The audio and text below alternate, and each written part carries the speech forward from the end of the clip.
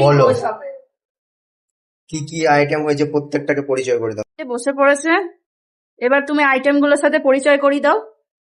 এত আইটেম, প্রচুর খাওয়া দাওয়া, মানে এত আইটেম করেছে, কোনটা ছেড়ে কোনটা খাবে? না, জামাই ষষ্ঠী বলে কথা। নিয়ে এসো। কেন? প্রথমে করেছে লাল শাক ভাজা, জোরে বলো। তারপরে করেছে পটল ভাজা, হুম পোস্তর বড়া, ইলিশ মাছের তেল, খাসির মাংস, ইলিশ ভাপা, পনিরের তরকারি, চাটনি, পাঁপড়, মিষ্টি, দই, হুম আম। হুম এই হচ্ছে ওর ভাতের আজকে মধ্যে একটু খাওয়া ঘি দাওয়া। দেওয়া আছে। এই যে ভাতটার মধ্যে একটু ঘি গার্নিশ করে দেওয়া আছে। ব্যাস, ব্যাস, এবার চলো খাওয়া দাওয়াটা শুরু করি, কতটা খেতে পারি দেখা যাক। ঠিক আছে, টিল দেন, টাটা।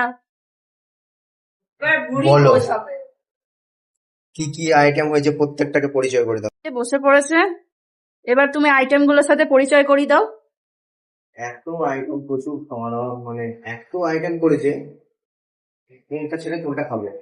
না, জামাই ষষ্ঠী বলে কথা। নিয়ে এসো। কেন? প্রথমে করেছে লাল শাক ভাজা, জোরে বলো। তারপরে করেছে পটল ভাজা, হুম পোস্তর বড়া, ইলিশ মাছের তেল, খাসির মাংস, ইলিশ ভাপা, পনিরের তরকারি, চাটনি, পাঁপড়, মিষ্টি, দই, হুম আম। হুম এই হচ্ছে ওর ভাতের আজকে মধ্যে একটু খাওয়া ঘি দাওয়া। দেওয়া আছে। এই যে ভাতটার মধ্যে একটু ঘি গার্নিশ করে দেওয়া আছে। ব্যাস, ব্যাস, এবার চলো খাওয়া দাওয়াটা শুরু করি, কতটা খেতে পারি দেখা যাক। ঠিক আছে, টিল দেন, টাটা।